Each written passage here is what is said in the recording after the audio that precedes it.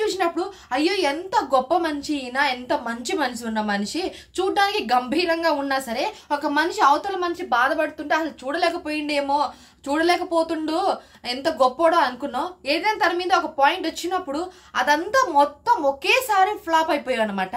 నాకు లైవ్ చూసినంతసేపు అరే ఎంత బాగున్నాడే, ఇంత మంచి అబ్బాయి, ఇంత మంచోడా, చూడడానికి ఇలా ఒక సైకోతనంగా ఉన్నా సరే చూడడానికి పర్లేదులే, మంచిగా ఉన్నాడేమో అనుకున్నాను.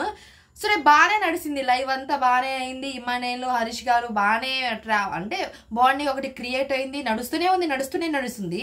లాస్ట్లో గార్డెన్ ఏరియాలో ఒక సర్ప్రైజ్ ఉంది మీకు అని చెప్పారు. బయటకు వచ్చారు. ఓనర్కి ఒక రిచ్ ఫుడ్, ఇక ఓనర్స్కి ఏమో రిచ్ ఫుడ్, సెలబ్రిటీస్కి ఏమో ఇక మామూలు ఫుడ్, ఇక పప్పు, సింపుల్ ఇక మిడిల్ క్లాస్ లైఫ్ ఫుడ్ లాగా లాంటిది అనమాట. అంతే. ఇక్కడ ఏమైందంటే సో గులాబీ అని కొంచెం జోక్ వేశారు. అంతలోకే ఏమైనా గుండంకులు అన్నాడు. తప్పేముంది దాంట్లో? ఇప్పుడు నువ్వు పొద్దున్న నుంచి సాయంత్రం దాకా తనతో ఉన్నప్పుడు ఒకనొక జోక్ వేస్తే తీసుకోలేవా? సరే అబ్బాయి అన్నాడు, ఇమానుయల్ అన్నాడు, మళ్ళీ తర్వాత సారీ చెప్పాడు, భుజమ చేసి సారీ అన్నా, జోక్గానే అన్నాడు. ఓకే అయిపోయింది. తను నవ్వుకున్నాడు, మూసి నవ్వులు నవ్విండు. మళ్ళేమో ఇక గార్డెన్ ఏరియా క్లీన్ చేయడానికి అంటే మరి బిగ్ బాస్ ఊగానే ఉన్నాడు కదా, గార్డెన్ ఏరియా క్లీన్ చేయడానికి నీకు ఎంత టైం పడుతుంది ఇమానుయల్ అడిగినప్పుడు, నేను 6 ప్యాక్ కంపల్సరీ వచ్చేస్తుంది, నాకు ఒక రోజంతా పడుతుందేమో నాకు తెలిసి అని అన్నాడు. జోక్ అయిపోయింది. ఎవరైతే ఉన్నారో వాళ్ళు అంటే ఇప్పుడు హరీష్ గారు కదా తనకి మెయిన్, తను చెప్పాలి అని అంటే తను చెప్తాడు, ఇవాళ మార్నింగ్ కొంచెం చూసుకొని చెప్పన్నా అని అంటే, నువ్వు కూడా చూసుకొని మాట్లాడాలి బ్రదర్ అని అన్నాడు. ఆయనకు ఫస్ట్ క్లిక్ అవ్వలేదు. ఫస్ట్ చూసుకొని మాట్లాడాలి బ్రదర్ అన్నాడు. సారీ చెప్పాను కదా అన్న అంటే, నేను ఏదైనా చెప్పేసి నీకు సారీ చెప్పేస్తే ఓకేనా? అయినా బాడీ షేమింగ్ ఏంటి? బాడీ షేమింగ్ దాంట్లో ఉంది ఏముంది? గుండున్నప్పుడు గుండె అంటావు, భర్తలు ఉన్నప్పుడు భర్తలుగా ఉంటావు, పొట్టుకున్నవరా పొట్టేవడా అని అంటావు. దాని బాడీ షేమింగ్ ఏముంది? జోక్ యాజ్ నువ్వు పొద్దు నుంచి తనతో ట్రావెల్ చేసి తన మీద జోకులు వేసుకొని అంటే నువ్వు జోకులు వేయవచ్చు. అంటే నీ మైండ్ సెట్ తగ్గట్టు అవతల మాట్లాడాలి. వాళ్ళ తగ్గట్టు మాట్లాడితే నువ్వు తీసుకోలేవు. నువ్వు చాలా మంచివాడు బ్రదర్, నీతో మాట్లాడడం మంచిది, నేను ఓనర్గా ఉండడం నాకు చాలా మంచిగా అనిపిస్తుంది, నువ్వు చాలా గ్రేటు, రోజంతా పనిచేసావు, అన్నీ బాగానే ఉంది, అన్నీ బాగానే జరిగినాయి. ఒకే జోక్ గుడ్ అంకుల్ అన్నాడు అంతే. దానికి టైం తీసుకొని అడిగినప్పుడు ఇవాళ రేపు మార్నింగ్ ఈ టైం కల్లా క్లీన్ చేసేస్తాడు అని అన్నాడు. దాంట్లో ఏముంది? ఆయన జోక్గానే అన్నాడు కదా, సీరియస్ అక్కడ నాకేం అనిపించలేదు. మళ్ళీ ఇంకొక మాట అన్నాడు. పాయింట్ ఇంకోటి ఏంటంటే, మీరు తినలేదని నేను తిరుగుకుండా ఉన్నాను, మీకోసం నేను మానేశాను అంటే, ఎవడరా నిన్ను మానేమంది? పాపం వాళ్ళు మానేమన్నారా? మాకు వద్దు, మాకు ఆకలి వేయట్లేదు, మాకు సరిపోయిందని వాళ్ళు ఎంత మొత్తుకుంటున్నారు సెలబ్రిటీస్. లేదు, ఈయన కావాలంటే స్క్రిప్టెడ్ అబ్బా, అసలు మొత్తం స్క్రిప్టెడ్ అనిపించింది నాకు. పొద్దున్న నుంచి ఉన్న అభిప్రాయం అంతా ఒకే నిమిషంలో ఫ్లాప్ అయిపోయింది నాకు. అసలు మాస్క్ మ్యాన్ మరి ఇంత దరిద్రుడా, ఒక పాయింట్ కోసం మార్నింగ్ నుంచి ఈవినింగ్ దాకా ఒకేలాగా నటించిండా అని అనిపించింది. ఇమానుయల్ గారు నిజంగా చెప్తున్నాను, ఒక కమెడియన్గా తను చేయాల్సిన టాస్క్ తను చేస్తాడు. తను తీసుకొచ్చిందుకు కామెడీ చేయడానికి కదా, అదేదో కామెడీ అయినా సరే అప్పటికి అంటుండే శ్రీజాతో, ఎవరికైనా కామెడీ చేస్తే జోక్ వేసినా తీసుకోలేరేమో, ఏమైనా గొడవలు అవుతాయేమో అని అన్నా సరే, మనసులో ఉన్నా సరే, అరే పొద్దు నుంచి ట్రావెల్ అయ్యాము కదా, కలిసి ఉన్నాం కదా, ఒక బాండ్ అనేది క్రియేట్ అయింది కదా అనే ఒక సెన్స్లో తను ఉన్నా, అలా అన్నా సరే, ఇంట్లోకి వెళ్ళి బతిమల్లా సరే ఓకే బ్రదర్ ఇంకోసారి ఏకండి, నాకు నచ్చదు ఇలాంటివి అని అంటే అయిపోయి, వారే నాయన సాగదీస్తా ఉన్నాడు. నాకు చిరాకు యాస్ వచ్చింది అసలు నిజంగా. ఎంత దరిద్రంగా ఉన్నాడు ఏంది అనిపించింది. సరే అది అయిపోయింది. లైవ్ అంతా చెప్తున్నాను కదా. అండ్ ఇక్కడ లైవ్లో ఏం జరిగిందంటే, మీరు ఒకళ్ళని డైరెక్ట్గా నామినేట్ చేయాలన్నారు. వీళ్ళంతా కలిసి మనకు ఎవరైతే ఉన్నారో వాళ్ళంతా కలిసి మాట్లాడుకున్నారు. అర్చన గారిని, అర్చన దాని పేరు చెప్పారు. సరే రీజన్స్ ఏంట్రా అంటే, మైక్ సరిగా పెట్టుకోకుండా బ్యాక్ బీచింగ్ చేస్తుంది అన్నారు. అండ్ ఇంకొకటి ఏంటంటే, నీకు వంట వచ్చు అంటున్నారు, రాదంటున్నారు, అదొకటి మాకు నచ్చలేదు.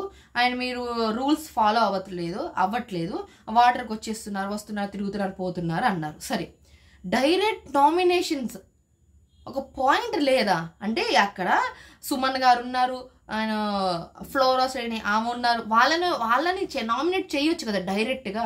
వాళ్ళ పర్ఫార్మెన్స్ ఏముంది? ఏమైనా నేను చేస్తాను, ఆ పని చేస్తాను, ఈ వీక్ అంతా చేస్తాను, కిచెన్ క్లీన్ చేస్తాను, అది క్లీన్ చేస్తాను అంటున్న అర్చన గారిని వదిలేసి ఆమెను పట్టేసుకొని వాళ్ళని వదిలేసిర్రు. అసలు నాకు బేసిక్ లాజిక్ అర్థం కావట్లేదు. ఒకటి తను పొద్దున్నుంచి యాక్టివ్గా ఉంది, తనని నామినేట్ చేయడం ఏంటి డైరెక్ట్గా? ఒకటి తను సరే ఓకే నేను పాజిటివ్గా తీసుకుంటాను, నేనేం లేదు పొద్దున్న ఎలా ఉన్నాము అలానే ఉందాం, సరే ఓకే నాది మిస్టేక్ అంటున్నాను ఓకే అన్నది అంతే.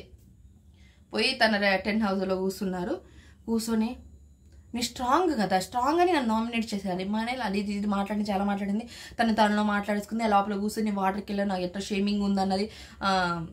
భరణి గారు పోయి వాటర్ తీసుకొచ్చారు. ఇక తింటూ ఇమానుయేల్ గారు వచ్చి ఇక కాసేపు మాట్లాడి మోటివేషన్ చేసి వెళ్ళిపోయారు.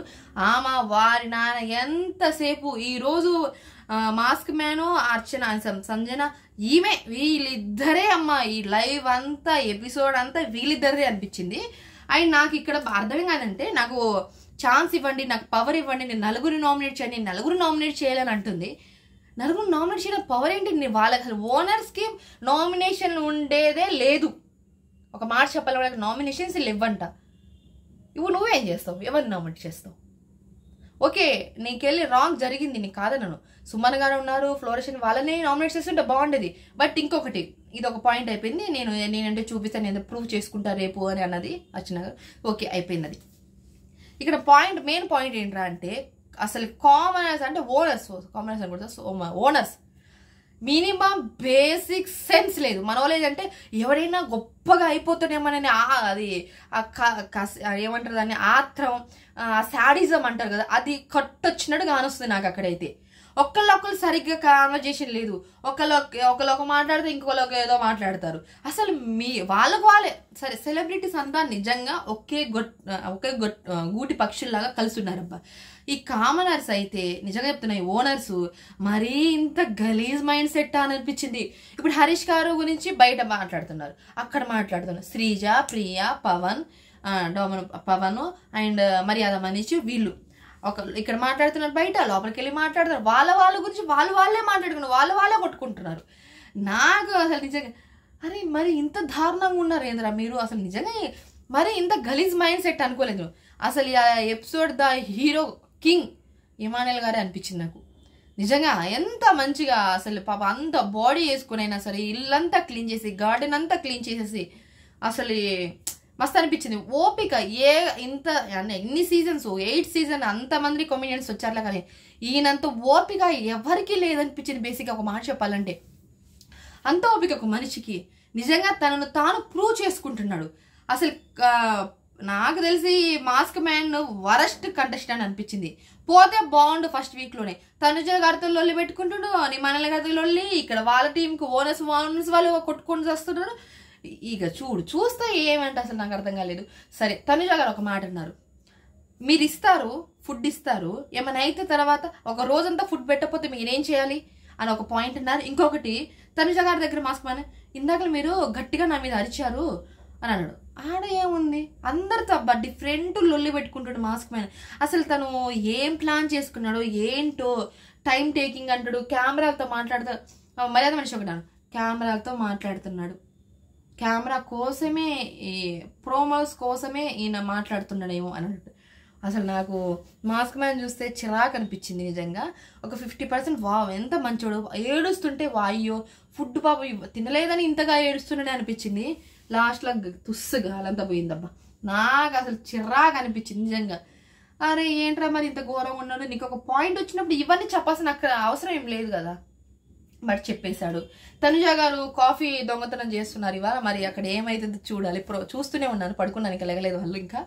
సో అదే మా తనుజ గారు కాఫీ దొంగతనం చేస్తున్నారు. అండ్ ఇక్కడ భరణి గారు అండ్ మాట్లాడుకున్నారులేండి అలా. అండ్ ఒక స్పెషల్ ట్రాక్ ఏంట్రా అంటే రీతు చౌదరి, పవన్ కళ్యాణ్, ఇద్దరు పవన్ల మధ్యన రీతు చౌదరి. ఈ ట్రాక్ కామన్ అనుకోండి, బట్ ఇక్కడ ఏంటంటే పవన్ ఏమో రీతు మీద, రీతు ఏమో పవన్ కళ్యాణ్ మీద ట్రాక్ ఇప్పుడు అదే నడుస్తుంది. చూద్దాం. రీతు నిజంగా నేను ఇంత అంటే అంత కొంచెం ఓవర్ యాక్టింగ్ ఎక్కువ ఉంటుంది అనుకున్నాం, కానీ అసలు బేసిక్గా లేదు. ఇంట్లో పని చేసుకుంటుంది, అటెండెన్స్ చేస్తుంది, అది చేస్తుంది, ఇది చేస్తుంది.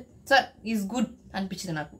అండ్ ఇంకోటి చెప్పాలంటే లైవ్ చూసే వాళ్ళకి అన్ని అబ్జర్వ్ అవుతుంది, ఎందుకంటే ప్రోమో ఒక ఎపిసోడ్ చూస్తే మీకు అర్థం కాదు, కానీ లైవ్లో నడిచిందంతా ఇదే. కానీ సెలబ్రిటీస్ నిజంగా గుడ్ చెప్పాలన్నా, వాళ్ళు పొగలు కూడా వచ్చిన ఒక నైట్ అయినా 1 డే అయినా వాళ్ళ గురించి వాళ్ళు ఎంత తెలుసుకున్నారో ఎంత చూసారో అంతవరకు నిజంగా క్లారిటీగా మాట్లాడుకుంటున్నారబ్బా. దానికి నాకు మంచిగా అనిపించింది. అసలు ఇంత యూనిటీ ఏంట్రా బాబు, వీళ్ళకి ఏదైనా ఈ యూనిటీ కూడా పోయింది ఏంద్రా బాబు. ఒక 15 ఎపిసోడ్ చేసినా ఒక బాండ్గా ఉండలేకపోతారు. ఇప్పుడు 5 చేతులు సమానంగా ఉండవు, కానీ అక్కడికి వచ్చేటప్పుడు అందరూ ఒకే మాట మీద ఉండాలి. అది పోయింది ఏంద్రా బాబు ఓనర్స్కి. అరే నాకు నిజంగా చిరాకు వచ్చేసింది. ఇప్పుడు అర్చన గారు ఏం చేస్తారు ఒకటి, తనుజ గారు ఈ లవ్ ట్రాక్ ఒకటి పర్లేదు. దమ్ము శ్రీజ కూడా చేయాల్సినంత చేస్తుంది, మాట్లాడాల్సింద మాట్లాడుతుంది, పర్లేదు.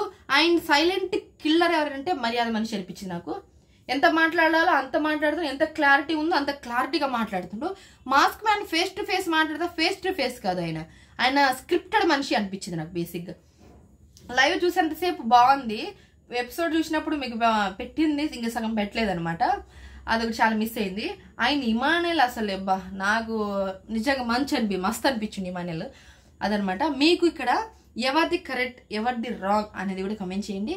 అండ్ మీకు నా వీడియోస్ నచ్చితే కంపల్సరీ సబ్స్క్రైబ్ చేసుకోండి అని మర్చిపోకుండా.